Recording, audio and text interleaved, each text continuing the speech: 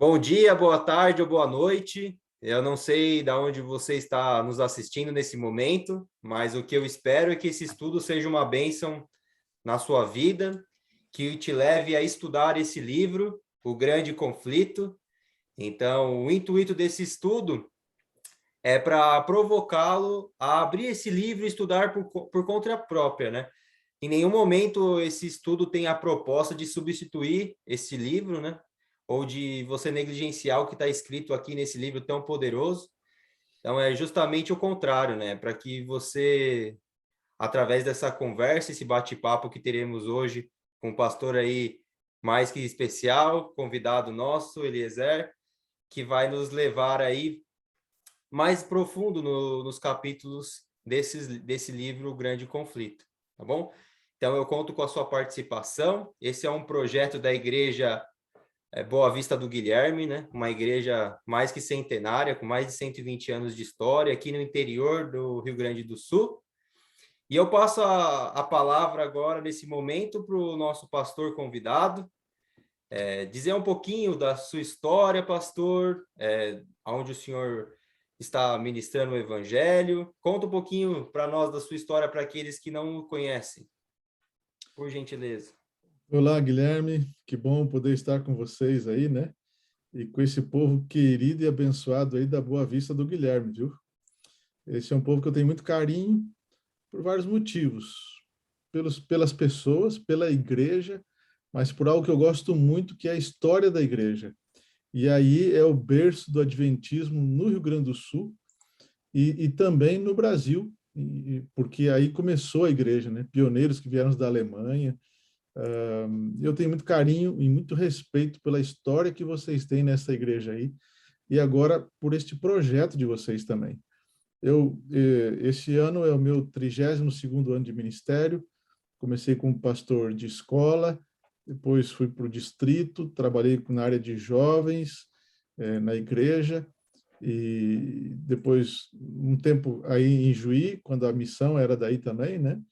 Administrando o campo, mas hoje eu estou em Curitiba, fazendo exatamente um ano que estou aqui em Curitiba, trabalhando na União Sul Brasileira, e sou responsável por todos os pastores dos 3 estados do sul do Brasil, né? Paraná, Santa Catarina e Rio Grande do Sul.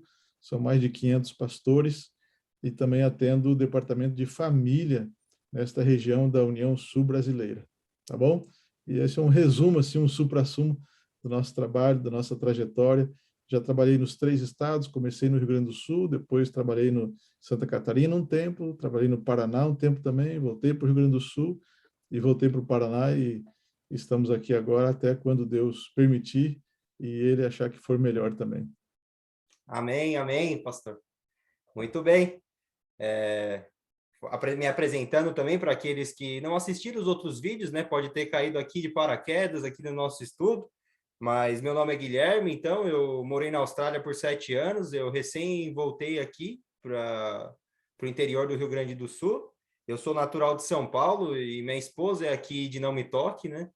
Da cidade de Não Me Toque, aí próximo à igreja aqui. Ela até brincava ali nos campos da igreja ali quando era pequena, mas nem conhecia a mensagem.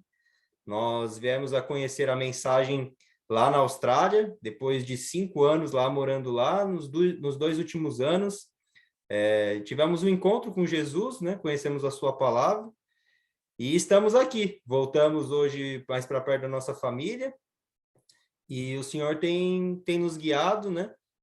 Sou um novo converso, né? Sou, como a Ellen White diz, aqueles que chegam na hora 1/10, eu me considero um desses, né? Que chegaram na hora 1/10, né? E venho conhecendo cada dia mais a palavra de Deus e o espírito de profecia, e tem sido uma bênção, né? E o intuito é realmente esse, né? Desse projeto, né?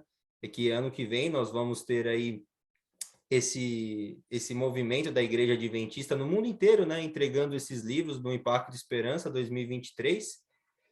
E a igreja, né, resolveu termos esse tempo aqui para estudarmos, né? Então nós estamos aqui no segundo semestre de 2022 estudando o livro com antecedência para que esse estudo seja lançado ali no começo de 2023. Então você que está nos assistindo, né, saiba que esses estudos foram feitos com muito trabalho, dedicação, né? Com colaboração de todos os membros da igreja, indicando nomes para nós, né? Para entrarmos em contato. E nós, como igreja, estamos estudando esse livro, né? Já nesse segundo semestre, para que no ano que vem a palavra ganha mais força, né? E a gente tenha mais convicção daquilo que nós estamos entregando, né? Que é esse livro tão poderoso que na minha vida assim mudou a minha percepção de vida mesmo, né? Minha cosmovisão, né? Foi totalmente alterada por este livro, né? Claro, me levando diretamente para a Bíblia, né? E conhecendo com mais profundidade a palavra do Senhor. Mas é isso, pastor. Se o senhor puder começar com uma oração, né? Para pedirmos a presença do Santo Espírito de Deus para nos guiar nesse estudo, por gentileza. Ok, vamos orar. Pai querido, obrigado, Senhor Deus, porque a gente vai parar nesse momento agora para estudar a Tua Palavra. É uma luz menor que indica e conduz para a luz maior que é a Bíblia, mas ao mesmo tempo nós vamos perceber como a Tua mão foi guiando homens, pessoas ao longo da história, para que o Evangelho pudesse ser expandido ao mundo e nós hoje, aqui, neste momento, pudéssemos ter o privilégio de ter essa Bíblia, a Tua Palavra, na nossa casa, no nosso coração, e a gente multiplicar esse estudo para muitas e muitas pessoas, e logo, logo chegarmos na eternidade como Tu prometes. Concede a Tua bênção para a gente agora, ao estudarmos, em nome de Jesus. Amém. Amém. Então vamos lá, né, Guilherme? Isso, a palavra é toda sua, pastor. Ok, legal. Nós vamos estudar hoje 2 capítulos, né, Guilherme? Do livro O Grande Conflito. São os capítulos 5 e o capítulo 6. O capítulo 5, ele vem trazendo o evangelho chegando à Inglaterra. E era um momento, neste período, onde o evangelho estava como que se apagando, né? Era um período escuro, era um período difícil, onde a palavra de Deus não era acessível às pessoas, onde para muita gente parecia que o evangelho ia morrer, onde para muita gente parecia que a palavra de Deus iria ser esmagada para sempre e ela não teria mais acesso para ninguém. E aí a história vem mostrando para a gente como que Deus vai levantando homens e mulheres, grupos ao longo da história, para resgatar aquilo que Deus disse que não fracassaria. Sabe, quando eu estudo a palavra de Deus, a Bíblia ela me enche o meu coração. E eu creio que ela enche o seu coração também. Por que que ela enche o meu coração e enche o seu coração também? Porque tudo que Deus disse que iria acontecer, aconteceu. Deus, ele é o mesmo ontem, hoje e eternamente. Deus não muda. Quem muda é o ser humano. Quem muda somos nós. Quem muda são as pessoas. Deus não muda. A palavra dele não muda. E nós estamos vivendo hoje num período muito difícil, muito delicado, onde tem pessoas hoje, veja, nesta época eram pessoas tentando impedir que a palavra de Deus fosse divulgada ao mundo inteiro. Olha o que Satanás faz, olha a estratégia de Satanás. É sempre tentando distorcer ou impedir que a Bíblia chegue para mim e para você. Bom, o inimigo de Deus não conseguiu isso. E hoje, o que ele está tentando fazer? Ele está levantando hoje muita gente. Hoje ele está levantando líderes religiosos, pastores nos dias de hoje, para dizer assim, a Bíblia precisa ser atualizada. Lá atrás, ele dizia assim, a gente tem que banir a Bíblia e impedir que chegue nas mãos das pessoas.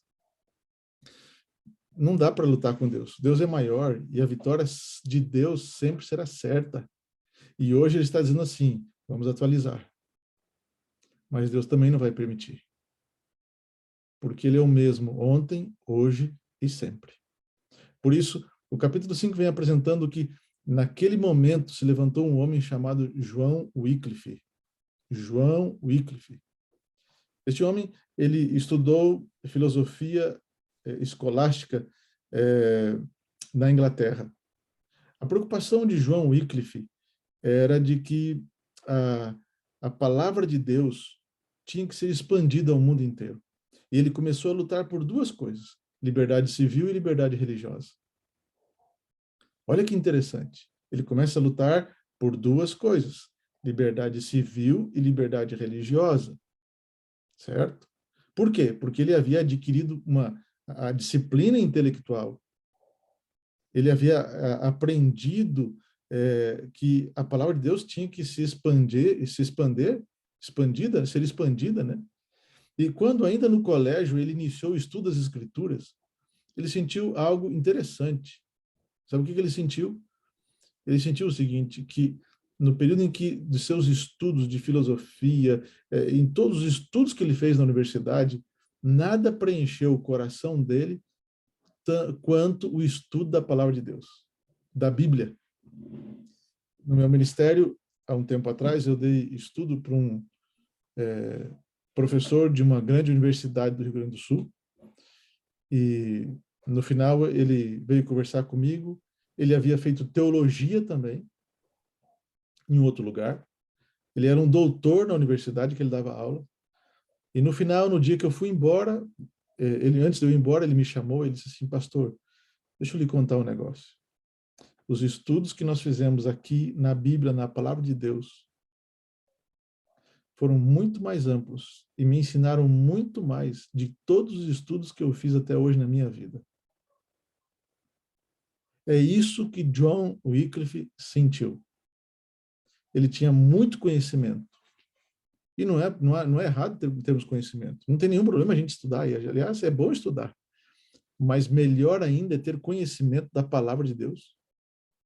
E ali ele aprendeu que Cristo é o nosso único advogado. O único advogado do homem é Jesus Cristo. E nós devemos proclamar essas verdades ao mundo inteiro. E aí o Wycliffe, ele se levanta e ele começa a falar, ele começa a pregar. Por quê? Porque ele percebeu, ele viu que Roma havia abandonado a palavra de Deus. Ele viu que Roma substituiu a palavra de Deus pela tradição humana. E destemidamente ele começou a mostrar para os líderes religiosos da época que eles haviam banido a Bíblia do povo. Algumas coisas eles fizeram. Baniram a Bíblia do povo, trocaram a palavra de Deus por tradições humanas. E ele falou assim: mas isso não está certo? Isso não pode? Isso não pode.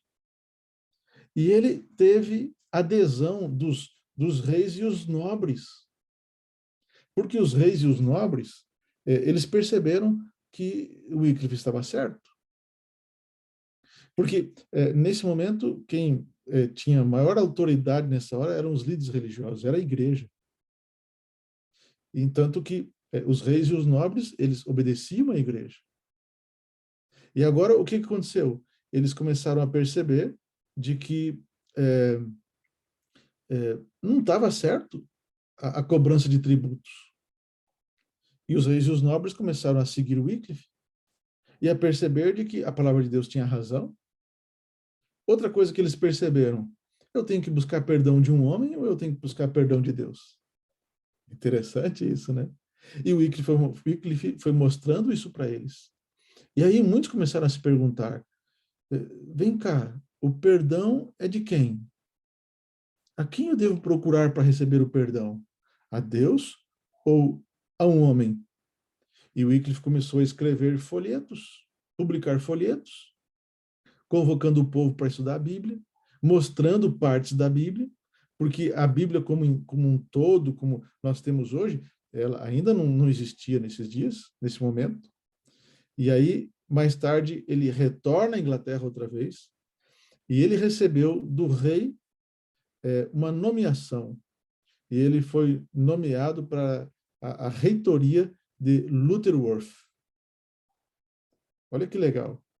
Isso daqui correspondia de que o rei não se desagradava da palavra que Wycliffe pregava, o rei estava de acordo com a maneira franca que ele falava, e a influência dele estava sendo sentida na nação inteira. Agora, tem um momento crucial da vida de Wycliffe. Ele estava percebendo e sentindo de que ele cairia como vítima de morte e de vingança dos líderes religiosos daquela época.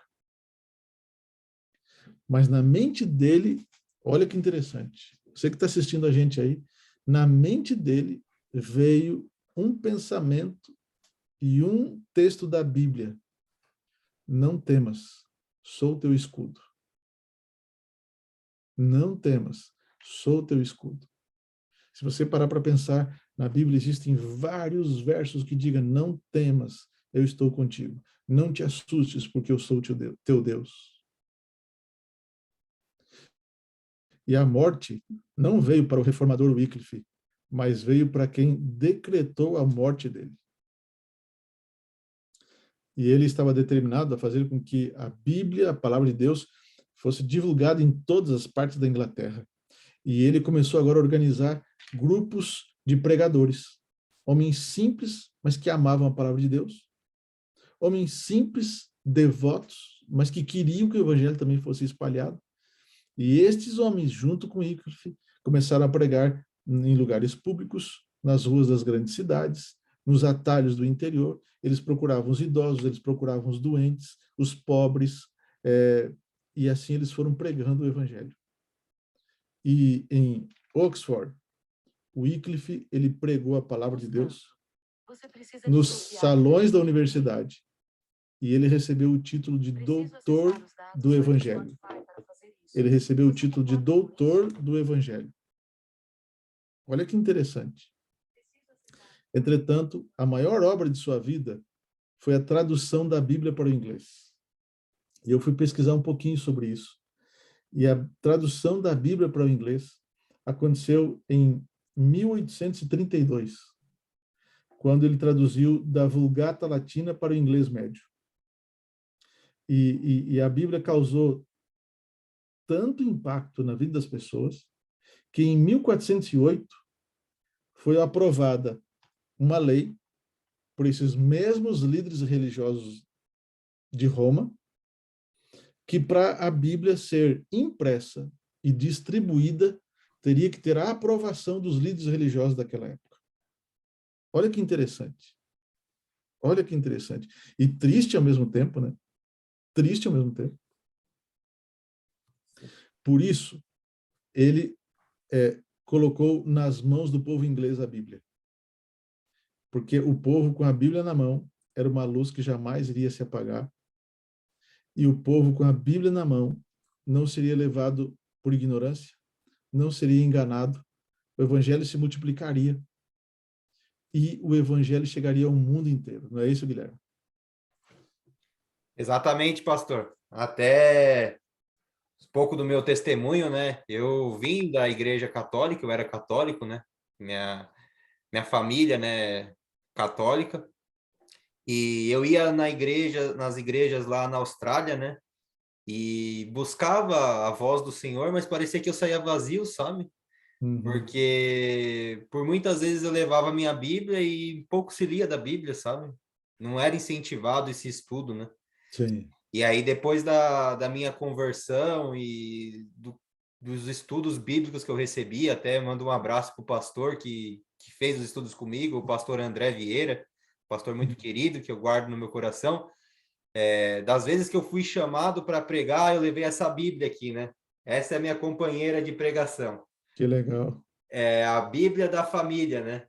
King James. Então, essa enorme Bíblia eu uso como um símbolo quando eu vou levar a palavra do Senhor nos lugares onde eu vou, porque cada vez mais eu vejo um movimento que, como o Senhor disse, né, está tentando atualizar a Bíblia ou tentando descontextualizar o que está escrito Contextualizando. na palavra, né? Querendo dizer, não, isso significava para aquela época, mas para nós aqui agora o importante é seguir Jesus, as palavras de Jesus, e claro, isso é verdade, né? Mas a palavra inteira de Deus é palavra de Deus, né? Nós não podemos aí negligenciar aquilo que a gente não gosta, né? Sim, sim. Isso é verdade. Sabe, olha a fome das pessoas naquela época pela Bíblia. Olha o que aconteceu.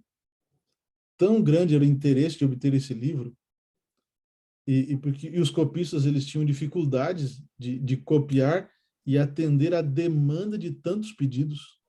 Os ricos, eles desejavam comprar a Bíblia toda. Outros compravam apenas uma parte, porque os copistas não davam conta de produzir tantas Bíblias quanto tinham os pedidos. Mas logo a Bíblia de Wycliffe teve acesso a todos os lares. Agora, olha as doutrinas distintivas que ele pregava. Ele pregava o quê? Coisas simples, mas fantásticas. Salvação pela fé em Cristo Jesus. A infalibilidade da Bíblia e a nova fé aceita por quase metade do povo da Inglaterra. Olha o poder do Evangelho. Olha o poder do Evangelho. O aparecimento das Escrituras, dessa forma, como estava acontecendo, trouxe desânimo às autoridades da igreja naquela época. E eles, então, estabeleceram uma lei que proibisse a Bíblia, pois nunca antes eles tiveram a Bíblia produzida no idioma deles. Percebe? E aí, o que foi acontecendo? E o que vai acontecendo? Eles agora chamam Wycliffe para ele se retratar e se arrepender das heresias que na cabeça e na mente dos líderes religiosos ele estava pregando. Chamaram uma vez, chamaram duas vezes, e pela terceira vez levam ele diante do mais elevado tribunal eclesiástico do reino. E o Wycliffe fala assim, eu não vou me retratar. Eu não vou me retratar. Porque a palavra de Deus é a verdade, é a verdade. E a palavra de Deus vai proteger os seus filhos. Eu posso morrer, mas morrerei salvo. E aí, olha o final de Wycliffe. Um dia, ele entra na sua igreja de Lutterworth para administrar a comunhão, para pregar a Bíblia, o Evangelho, e ele caiu atacado de paralisia. E em pouco tempo ele veio falecer. Deus não permitiu que ele morresse nas mãos daqueles que distorceram e distorciam a palavra de Deus o tempo inteiro. Ele nunca falou assim, eu não vou me retratar, porque eu prego a Bíblia e ela é a palavra de Deus. Foi a Bíblia que fez Wycliffe se tornar o que ele se tornou. Agora, olha que frase bonita está no livro Grande Conflito, na página 43. Olha só, você que está ouvindo e assistindo a gente agora aí. O estudo da Bíblia, ele enobrece todo o pensamento, enobrece o sentimento e a aspiração como nenhum outro estudo pode fazer. Ele dá estabilidade de propósito, dá coragem e fortaleza. Você prestou atenção? Estudar a Bíblia enobrece o pensamento, o caráter, e fortalece a vida da gente. Fortalece a vida da gente. E terminando o capítulo 5, para a gente entrar no capítulo 6, foi mediante os escritos de Wycliffe, e agora entrando nos líderes que o capítulo 6 vai descrever para a gente, João Hus, lá na Boêmia, foi levado a renunciar muitos erros da igreja da época, da igreja romana, e este evangelho se estendeu para outras terras. A mão divina estava preparando o caminho para uma grande reforma. Uma grande reforma. Sim, Guilherme. Sim, pastor, até dentro disso, né? Qual que foi a reação que o povo teve quando esse homem se levantou e pregou a verdade, né? Foi de rechaçá-lo, né? De persegui-lo, né? Sim. E a serva do Senhor, eu me deparei com um texto aqui que mexeu muito comigo hoje, sabe? Tá no livro Fundamentos da Educação Cristã, página 289.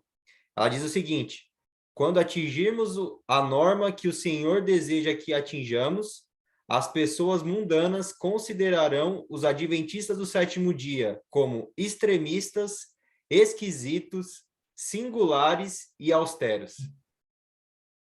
Então, não há outro caminho, né? É um texto forte, né? Se nós queremos fazer a vontade de Deus e seguir as orientações que ele nos deixou na palavra dele, não há outro caminho, né? As pessoas vão enxergar a gente como pessoas extremistas, esquisitas, singulares e austeras, né? Então, a própria palavra de Deus nos diz, né, que amizade com o mundo, quem faz amizade com o mundo é o quê? Inimigo Inimizade de com Deus. Deus. É exatamente isso. Esse texto ele é forte porque ele mostra o seguinte, o que ele mostra esse texto? Que desde o princípio, se você observar, e se a gente observar, lá já do Éden, depois do Éden, aqueles que lutaram para permanecer firmes ao lado de Deus, eles sofreram séria oposição. E alguns até morreram em função disso. E vai ser isso até o final. Só que Deus tem algo muito maior para conceder depois. Certo? Não é a morte que vai calar a palavra de Deus. Não é a morte que vai silenciar a pregação do evangelho ao mundo. Pelo contrário, quanto mais se persegue o povo de Deus, mais se multiplica cristãos e povo de Deus. Isso é interessante, percebe? E é por isso que já entra logo na sequência da história Gregório VII, né? Gregório VII tentava escravizar o povo, e aí ele faz uma bula, né? E proibindo o culto público, e ele faz uma bula proibindo que o culto público fosse dirigido na língua boêmia, porque os líderes religiosos da Igreja Romana, eles acreditavam e executavam um culto numa língua estranha. E aí, o início do capítulo 6 tem algo que eu achei muito interessante, dizer assim, mas os céus havia providenciado meios para a preservação da igreja. E aí traz alguns grupos que nesta época se levantaram e que nessa época já existiam e que eram testemunhas fortes da pregação do evangelho, que eram os valdenses, os albigenses. Eles tinham sido expulsos dos lares, das casas deles, porque estavam sendo perseguidos.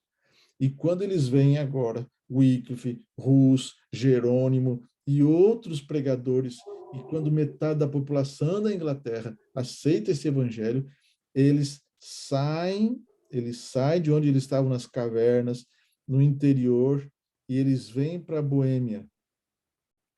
Eles aparecem para ajudar a preservar a fé. Preservar a fé. Por quê? Porque nos dias de Hus, e antes dos dias de Hus, homens se levantaram para condenar a corrupção da igreja. E João Hus, ele era um homem humilde, ele era pobre, e cedo, muito cedo, ele ficou órfão de pai. A mãe, com muita luta, com muito esforço, conseguiu uma bolsa de 100% do estudo para ele. E na escola ele vai estudando, ele vai para a universidade, ele vai crescendo, porque Deus havia dado sabedoria para esse homem, coragem para esse homem. Ele não imaginava quem ele seria. Ele não imaginava quem seria. Você não imagina quem você pode ser nas mãos de Deus.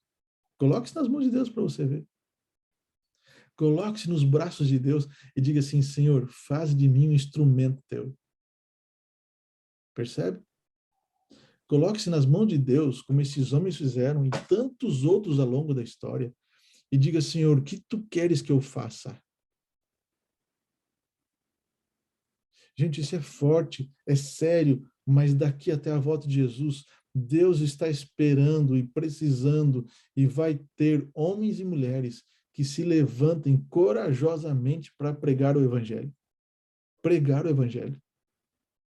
Mais tarde, Hus, ele torna-se professor da universidade, mais tarde ele torna-se o diretor da universidade, ele passa a ser um orgulho para a família e para a sociedade onde ele vivia, né? Depois, na sequência, e pelo exemplo de Wycliffe, de John Hus, Jerônimo se associa a esses homens e eles se associam por quê? Porque a rainha da Inglaterra havia sido convertida pelos escritos de Wycliffe. Olha como o evangelho ele foi sendo divulgado, ele foi alcançando pessoas, foi chegando em lares, em famílias, e logo, logo as notícias foram levadas a Roma e Hus foi chamado a comparecer perante os líderes da igreja e falou: meu amigo, ou você renuncia à tua fé, ou você vai ser morto. E, e aí os líderes políticos da época, a rainha e outros membros da nobreza, apelaram para que a vida dele fosse poupada. Olha que interessante, Deus usando homens de influência para poupar os seus filhos. Os seus inimigos eram poderosos, mas a rainha e muitos nobres eram amigos de Rus. E o povo, em grande parte, apoiava os ensinos de Rus, os ensinamentos bíblicos de Rus. Mas em muitos momentos ele estivera sozinho, mas agora Jerônimo chega e se associa a ele à obra de reforma e começa a pregar junto com ele. Você percebe? Mas na morte, esses dois homens não tiveram a mesma sorte, se é que a gente pode dizer entre aspas, né, que Wycliffe, e eles são queimados vivos, muito próximos um do outro. E Rus era o maior no sentido de expressão daquilo que ele podia fazer, estava fazendo, mas Jerônimo, com a humildade, com verdadeira humildade, ele percebia o quanto os escritos da Bíblia estavam fazendo na vida dele. E ambos se empenharam e se estenderam rapidamente a pregar a reforma.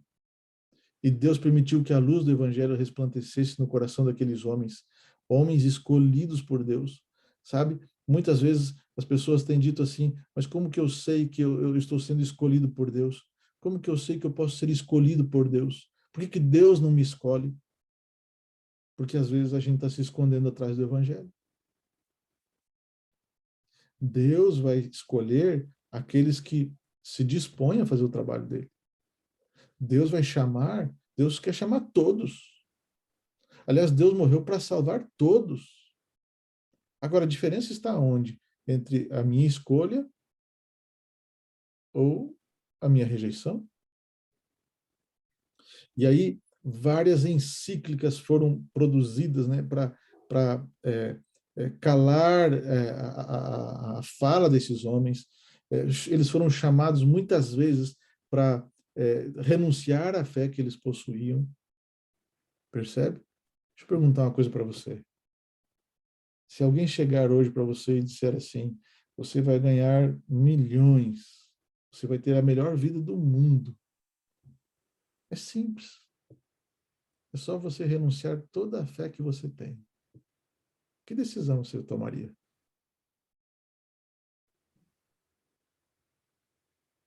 Eu estaria ao lado de Cristo, né? Porque esse mundo é passageiro, né?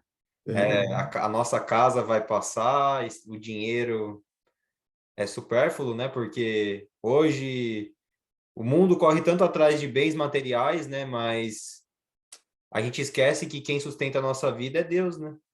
Exato. Não adianta, né? A gente percebe algumas coisas, né? Quantas pessoas de posses, quantas pessoas de bens praticam suicídio? Porque não são os bens que te fazem felizes.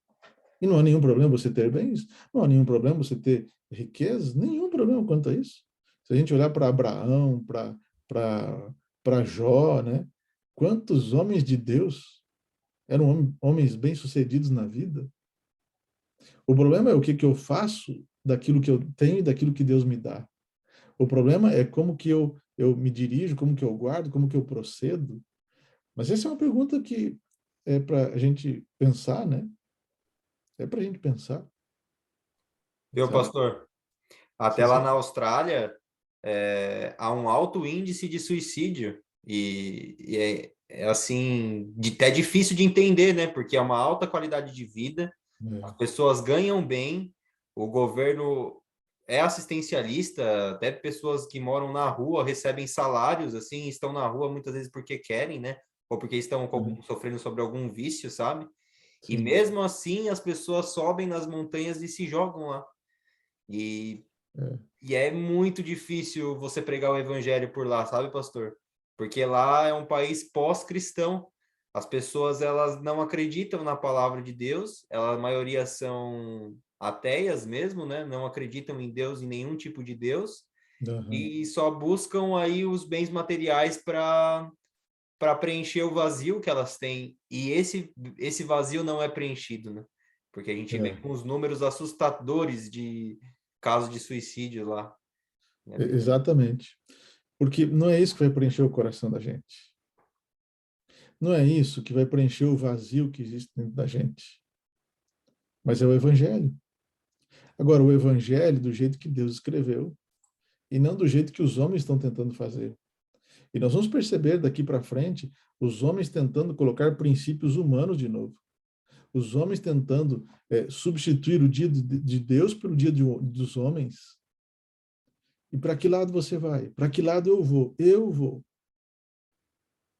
E quando eles prendem John Hus, despertou uma grande indignação na Boêmia. Por quê? Porque ele falava de Deus. Ele não falava uma heresia, como os líderes religiosos o acusavam. E ele manteve firmemente a verdade e proferiu um solene protesto contra as corrupções da hierarquia daquela época.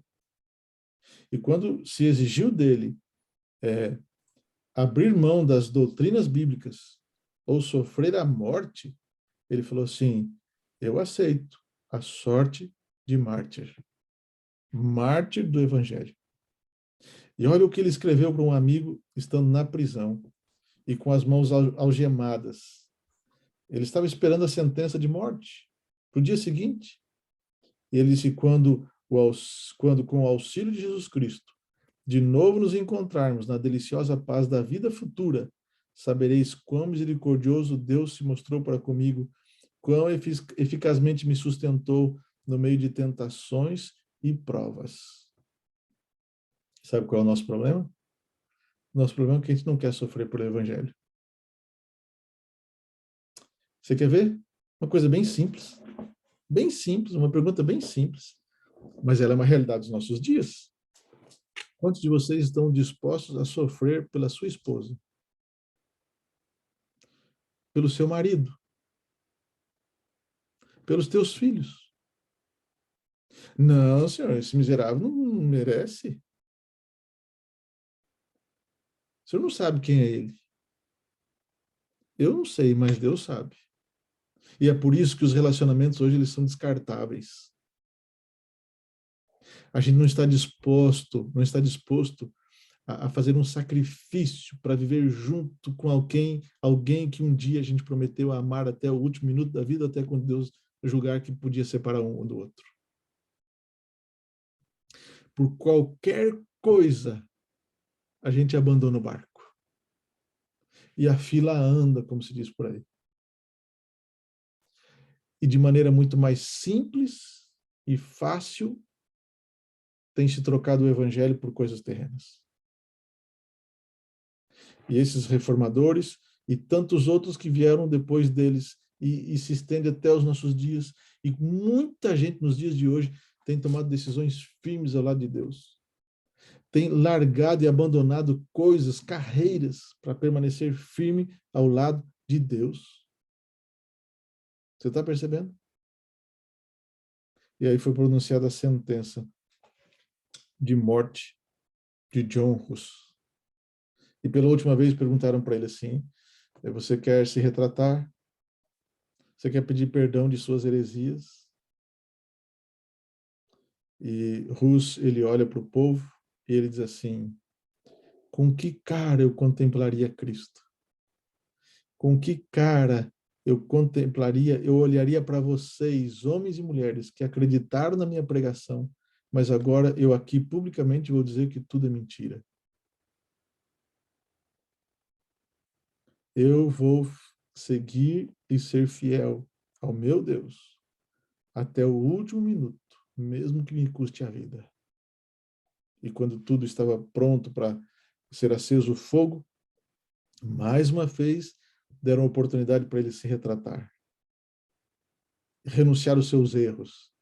E John Hus, ele pergunta assim para os líderes religiosos desta época: mas que erros? Que erros? Não me julgo de culpado de nenhum erro. Eu estou pregando a Bíblia. Eu estou pregando a palavra de Deus. E olha que coisa interessante, né? Essa semana eu estava estudando esse material e a minha oração nessa semana foi: Senhor, me dá a coragem de John Hus. Me dá a fé desses homens.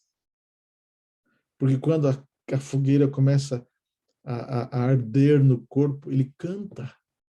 Ele canta. E ali levantam-se mais pessoas. Mais pessoas decidem-se pelo Evangelho. O sangue derramado de homens de Deus multiplicava pessoas de Deus para o reino de Deus. Quanto mais os líderes perseguiam esses homens de Deus, mais se multiplicava decisões a favor do Evangelho. Deixa eu fazer um parênteses aqui. Olha a estratégia do inimigo de Deus, de Satanás.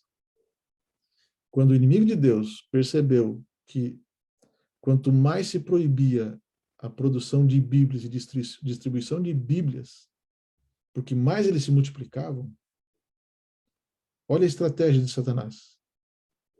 Vamos divulgar a Bíblia, vamos distribuir Bíblia à vontade para esse povo. E as Bíblias foram distribuídas à vontade, estão sendo até hoje. Mas qual é a estratégia então, pastor? Aí entram cada um com uma versão diferente. Você está entendendo? Cada um com uma teologia puxando para um lado. E um texto tirado do contexto é um pretexto. Cuidado com isso. Cuidado com isso.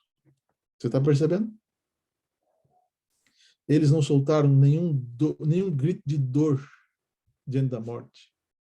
Porque mesmo diante da morte, Deus sustentou estes homens. Deus sustentou esses homens. Agora levanta-se um novo homem, Jerônimo. Jerônimo. Este homem, ele sustenta a palavra de Deus. Ele renuncia à palavra dos homens. E ele tomou a decisão: eu vou confessar a fé de Deus e vou seguir as chamas, seu irmão mártir. Olha que coisa, olha que fé, que fé, que fé. Jerônimo ficou preso por quase um ano. Durante 340 dias ele ficou preso. E ele foi chamado para também renunciar aos seus erros.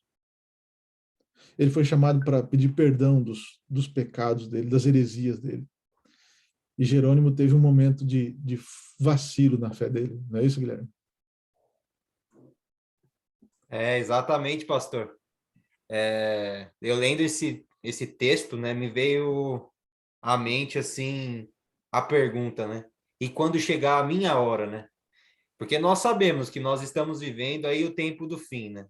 Que os eventos finais eles estão se desenrolando e que muito em breve nós poderemos estar passando experiências similares a esses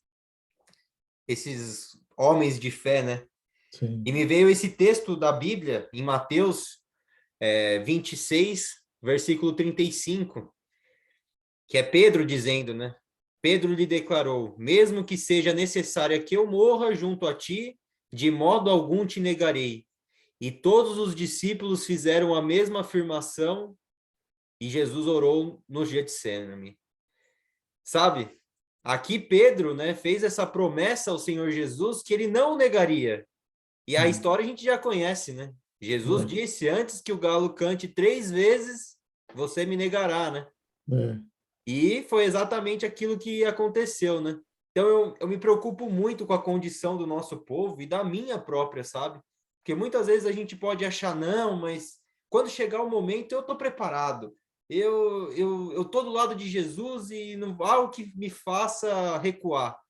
Só que será mesmo que nós estamos preparados para essa crise? Será que nós estamos buscando a Deus de todo o nosso coração?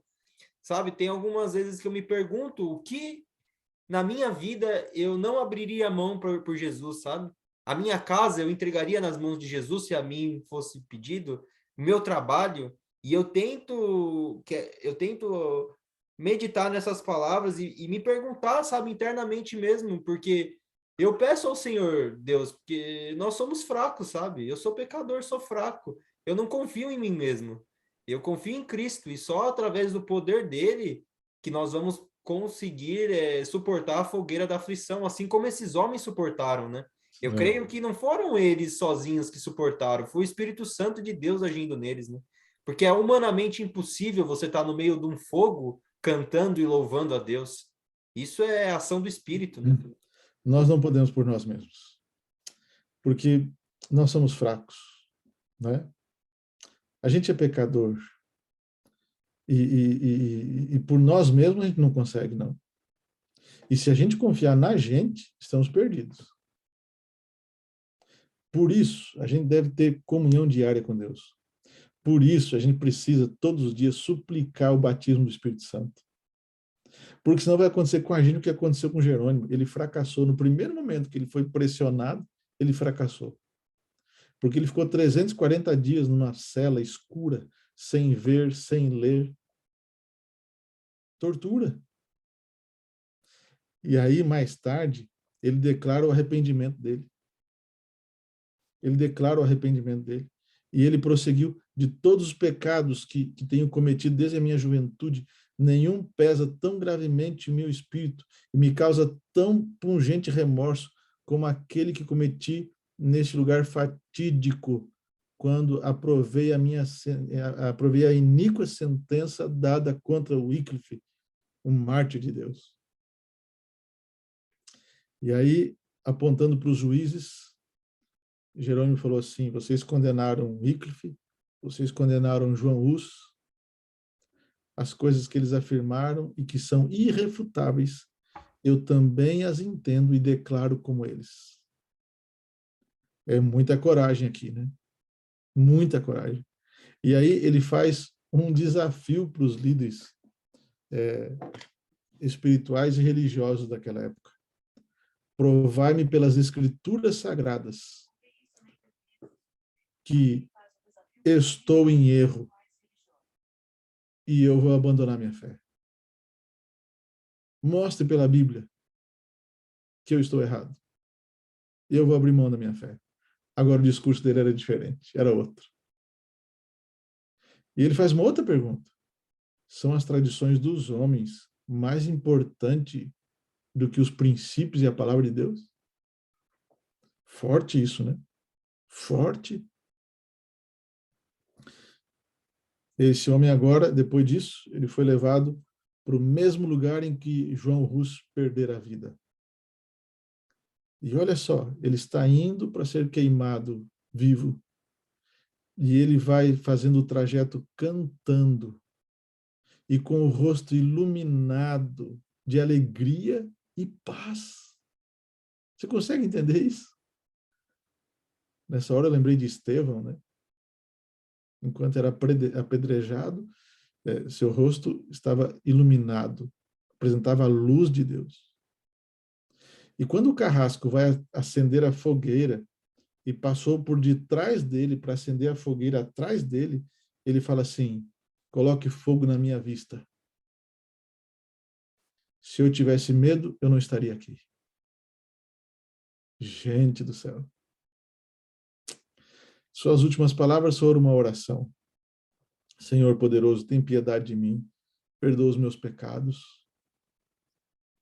Tu sabes que eu sempre amei a tua verdade. Essa foi a oração dele enquanto morria.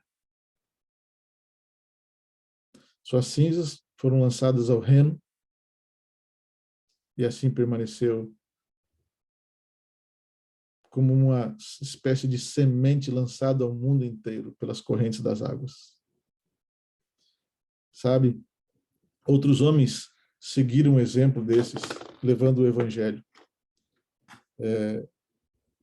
pregando, multiplicando o evangelho, porque cada vez que eles sacrificavam um homem de Deus, o sangue derramado era como sementes lançado à terra, onde se multiplicava gente ao lado de Deus. Gente ao lado de Deus.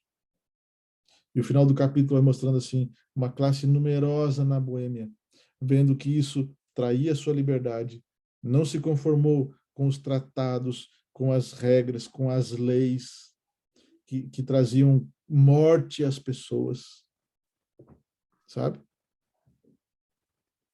E aí eles foram se levantando, eles foram se levantando. E quem permanecia fiel ao evangelho era sujeito a uma perseguição muito forte. Mas a palavra de Deus sustentava essas pessoas. E eu quero deixar um último parágrafo, 2 últimos parágrafos, Guilherme, que eu encontrei fora desses 2 capítulos, mas que eu gostei muito, sabe? E eu quero deixar com você que está assistindo a gente nesse momento também. Presta atenção aqui. Eu e você, em algum momento, a gente vai ser chamado, quem sabe, à solidão. Em algum momento, talvez, a gente vai ser chamado ao sofrimento ou às lágrimas, e às vezes até à morte, por semear e por multiplicar a palavra de Deus. Mas quem pode se esquecer dos valdenses? Quem pode se esquecer dos albigenses? Quem pode se esquecer de Wycliffe, John Hus, Jerônimo e tantos outros?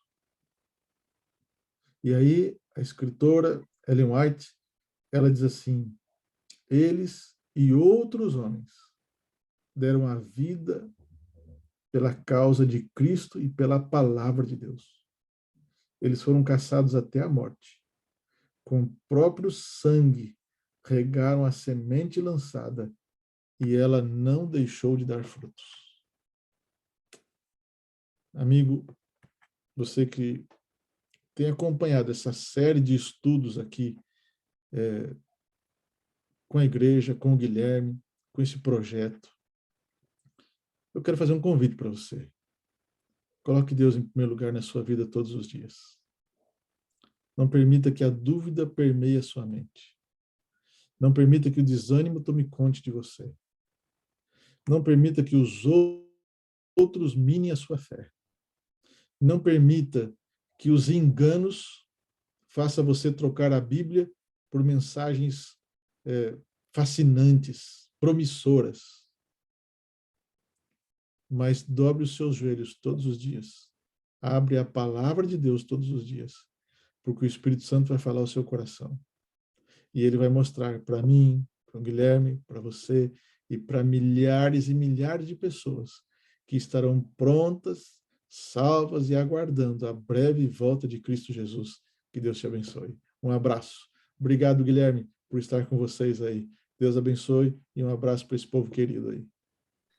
Muito obrigado, pastor. Que mensagem bonita e forte, né? Também ao mesmo tempo, né? Eu gostaria até de fechar com uma oração, visto ao tempo que nós estamos vivendo, porque nós precisamos ter a coragem desses homens, né? Então, oremos. Santo eterno Deus, que seu nome seja exaltado acima de todo nome, Senhor. Que o Senhor nos dê a coragem de John Hus, Wycliffe, Jerônimo, para que, assim como esses homens, Senhor, a gente se levante e pregue a sua palavra, Amém. que está escrita na Bíblia, Senhor. Que a gente tenha a coragem desses homens, Senhor. E que o Senhor, através do seu santo poder e espírito, Senhor, nos capacite, Senhor. Pois nós reconhecemos que nós não estamos preparados, que somos pecadores e fracos, Senhor. Mas quando somos fracos, aí que somos fortes, Senhor, através do seu santo poder. É isso que eu te peço, Senhor, em nome e por amor de Jesus. Amém. Amém. Amém. Amém. Muito obrigado, pastor, por esse lindo estudo. Creio que foi uma bênção para mim e para todos aqueles que estão assistindo. Vou compartilhar agora aqui a minha tela para falar um pouquinho sobre o nosso projeto, então, né? Que é um projeto de arrecadação para a entrega desse livro, O Grande Conflito, em 2023. Então, aqui estão os dados da nossa igreja, né? Da conta bancária da nossa igreja. Para que você que está assistindo esse estudo, se Deus tocou o teu coração, se você realmente quer fazer parte desse movimento, né, de entrega de livros aqui na região do interior do Rio Grande do Sul, né, você pode estar aí na Austrália ou em outros países, Portugal, né? Agora com o avanço da internet, né? Quantas pessoas podem estar assistindo esse estudo? Você pode estar compartilhando aí um pouco do seu ganho, um pouco daquilo que Deus te deu, para que nós compramos livros, né? Para alcançarem mais e mais almas para o reino de Deus. Então, aqui está os dados da igreja, né? Então, o nome do destino é IAS de Boa Vista do Guilherme. Os dados bancários são a conta corrente, a agência 0789. A conta é a 06-154-3570-1. E a instituição financeira é o Banco Banrisul. Aí também temos o CNPJ da igreja, é o 79080 602 0033-33. Então, é muito importante que você nos envie o comprovante dessa doação aí para o nosso e-mail, que é iasdeboavista.guilherme@gmail.com. Então, você nos enviando aí os seus dados, né, e comprovando aí o seu depósito, a gente pode encaminhar esse dinheiro aí, destinar ele para a compra desse livro, né? Esse livro que eu creio que vai fazer um grande impacto aí em todo mundo no ano que vem, o livro Grande Conflito, em 2023, e você pode fazer parte desse projeto. Então, nós contamos com vocês, que a gente tenha a coragem desses homens que Deus levantou nas épocas aí, na história, né, do cristianismo, e imagina o privilégio, né, que nós temos hoje de estarmos perto aí, aguardando a volta de Jesus, né, e proclamando a sua breve volta. Muito obrigado, pastor. Obrigado pelo seu tempo, dedicação. Foi uma honra tê-lo aqui conosco e uma bênção imensa aí esse estudo. Amém. E obrigado você que está nos assistindo também. Fique com Deus e não esqueça, leia esse livro maravilhoso. Um abraço.